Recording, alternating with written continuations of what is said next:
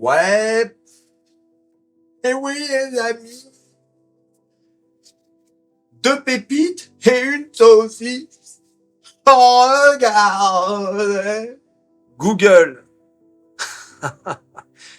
plus 9,3%. Alors, hier, on était monté jusqu'à 14% en post-market. Hein, vous l'avez compris, les résultats de Google sont excellents. Regardez à quoi ça ressemble. Hein. Donc, on était revenu fin mars taper le all-time high. On avait rangé au-dessus du all-time high et bing! Allez hop, nouvelle ATH, 176 dollars. Et oui, les amis. Et on va voir le détail, le résultat, tout ça, mais la deuxième pépite, c'est pas une pépite, c'est Microsoft. Ma plus belle malade. Regardez. Alors Microsoft a plus 2,4. Ouais, le marché était beaucoup plus enthousiaste en post-market, mais pourquoi? Parce qu'en fait, il y a eu une news aussi qui a atténué un peu l'enthousiasme.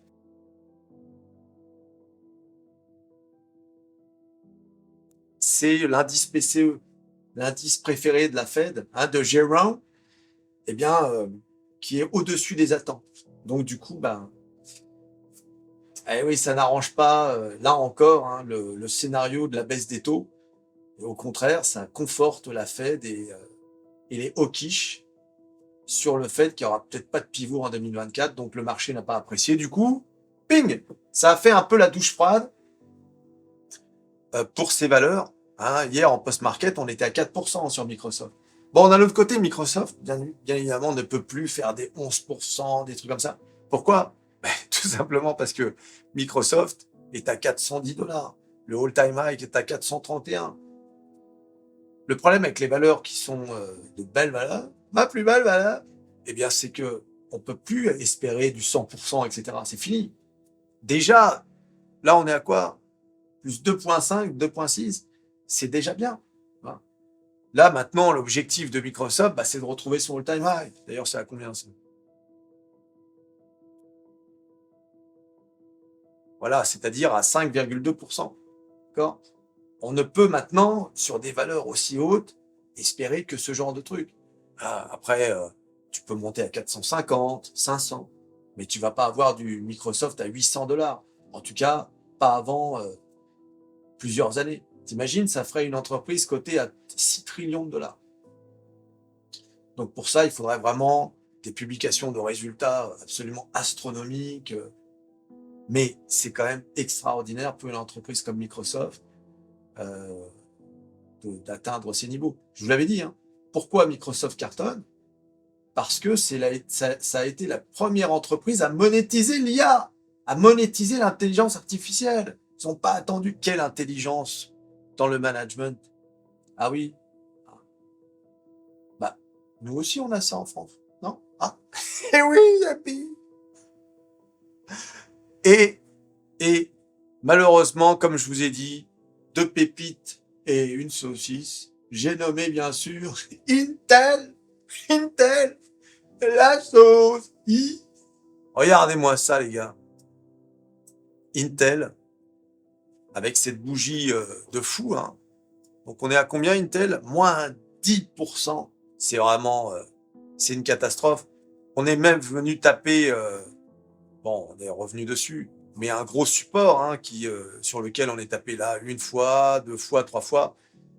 Et on est revenu dessus. On était quand ici? 26 octobre 2023 à ces niveaux. Ça veut dire que Intel a perdu tous ces gains là. On a perdu combien? 62%. 62%. Et on est allé à 62% fin décembre 2023. Et regardez, depuis, c'est la chute d'Intel qui n'y arrive pas.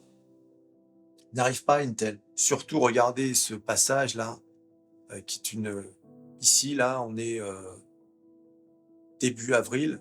En un mois, regardez ce qu'a fait Intel. C'est quand même terrible. C'est déprimant. Je rappelle qu'Intel est une de mes plus vieilles valeurs. Et là, on a perdu, en un mois, on a perdu presque 30%. C'est quand même une contre-performance de la part d'Intel catastrophique.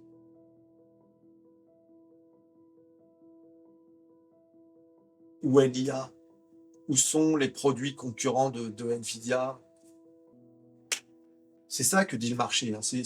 Demain, Intel nous sort un concurrent. Alors, ils ont annoncé, hein, mais il ne s'agit pas simplement d'annoncer.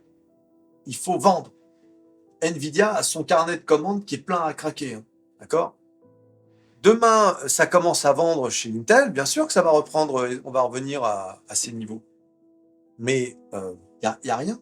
Zéro. Donc, c'est une catastrophe pour Intel. Il faut quand même le dire. Pourtant, on a fait une belle ascension, mais qui n'aura servi à rien. Vous vous rendez compte quand même? Intel de retour à 31 et le all-time low est à 24. Donc on n'est plus très loin. On n'est plus très loin. On est à combien d'ailleurs? Voilà, on est à 21%. Voilà. C'est une catastrophe. C'est une véritable catastrophe pour Intel. Bon, alors pour voir le détail de ce qui s'est passé, bon, bah, il n'y a qu'un site. Hein. Bien évidemment, c'est la SNCF hein, qui l'a dit. Ah ouais, après avoir signé les accords, là. J'ai nommé bien sûr métamorphose47.com. Regarde.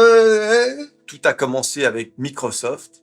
Les bénéfices de Microsoft au troisième trimestre dépassent les attentes. Microsoft a publié jeudi ses résultats du troisième trimestre, dépassant les estimations des analystes, tant en termes de chiffre d'affaires que de résultats. Le PDG de l'entreprise, Satya Nadella, a souligné le rôle central de Microsoft Copilot dans la promotion d'une nouvelle ère de transformation de l'IA dans tous les secteurs. La société a déclaré un bénéfice par action de 2,94 $ sur un chiffre d'affaires de 61,9 milliards de dollars, dépassant les attentes de Wall Street. Les analystes attendaient un bénéfice par action de 2,83 $ pour un chiffre d'affaires de 60,88 milliards de dollars. Donc c'est une super performance. Rappelons toujours ces sommes astronomiques, un chiffre d'affaires de 61. Je rappelle qu'on parle que d'un trimestre. Voilà, je vous laisse lire les détails sur le site, mais il faut quand même noter, regardez, le chiffre d'affaires global du cloud commercial de Microsoft s'est élevé à 35,1 milliards. Donc vraiment, le cloud de Microsoft, c'est la poule aux œufs d'or. Google, le trimestre remarquable d'Alphabet, Google dépasse les attentes. Alors là, on est toujours, vous imaginez, on est là encore dans les la soixantaine de milliards. Les revenus hors coût d'acquisition du trafic ont atteint 67,59 milliards de dollars, dépassant les 66,07 milliards de dollars attendus. Le bénéfice par action, 1,89 $, dépassant les 1,53 $. C'est énorme. Donc ça, c'est la première source d'enthousiasme des actionnaires. Et puis, bien sûr, l'annonce, attention, miracle, d'un dividende en espèces de 20 centimes par action, ainsi que l'approbation de rachats d'actions supplémentaires pouvant atteindre 70 milliards de dollars. Donc là, on a vraiment tous les ingrédients pour que les actionnaires soient ravis. Rachat d'actions, dividendes, bons résultats, intelligence artificielle, en veux-tu, en voilà. Bon, bah là, voilà, il n'en faut pas plus. Hein. Là, c'est vraiment le menu tout compris. Hein. Ah oui. Résultat, bon, bah, les investisseurs sont ravis. Eh oui. Eh oui, les amis. Eh oui. Et l'autre, il était là, Google, c'est fini, j'ai entendu. Les OMA, là. Les pauvres OMA. J'avais tweeté, ils n'auront pu faire la fête que pendant 24 heures. Tu sais, avec l'écroulement de Meta. Bon, ils peuvent se consoler aujourd'hui avec Intel. Quelle catastrophe. Ah oui, mon portefeuille en prend un coup, là. Quelle honte. Heureusement qu'il y a les autres. C'est pour ça, toujours diversifier son portefeuille. Toujours. Non mais le pire avec Intel, j'y crois toujours.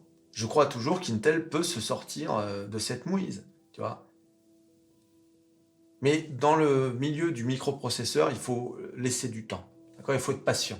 Ce sont les entreprises qui traitent avec des choses très très délicate, la nanotechnologie, etc. Donc il faut vraiment leur laisser du temps. Euh, mais bon, là, c'est chaud quand même. Bah, d'ailleurs, souvenez-vous d'AMD avec Nvidia. Nvidia, pardon, avec Intel. AMD était dans les choux. C'était le processeur du pauvre. Bon, bah, ils ont rattrapé Intel. Ça a pris du temps, hein. Ça a pris énormément d'années. Alors, aujourd'hui, Fitch et Moody's, les agences de notation, vont noter la France. Donc, on va savoir à quelle sauce on va être mangé. Euh, Ça fait toujours mal de dépendre de ces agences dont on sait, hein, avec la crise des subprimes, que ce sont vraiment des agences corrompues euh, qui enfin, c'est incroyable quoi, ce qui s'est passé pendant les subprimes. Ces agences avaient noté les produits financiers triple A. Enfin, bon. Mais bon, c'est comme ça que ça marche. Qu'est-ce que tu veux? Donc on va voir si bah, on va être mal noté, hein, et si le Mozart de la finance va pouvoir faire quelque chose pour sauver la France. Ouais, ça va être intéressant. J'en parlerai dans la prochaine vidéo, bien évidemment. Voilà, en attendant, tu t'abonnes, tu likes, tu partages, tu cliques sur à peu près tout ce qui peut être cliqué. Microsoft, ma plus belle valeur. Google. Et... Non, non, Intel, non. Et on se revoit à la prochaine vidéo. Allez, salut.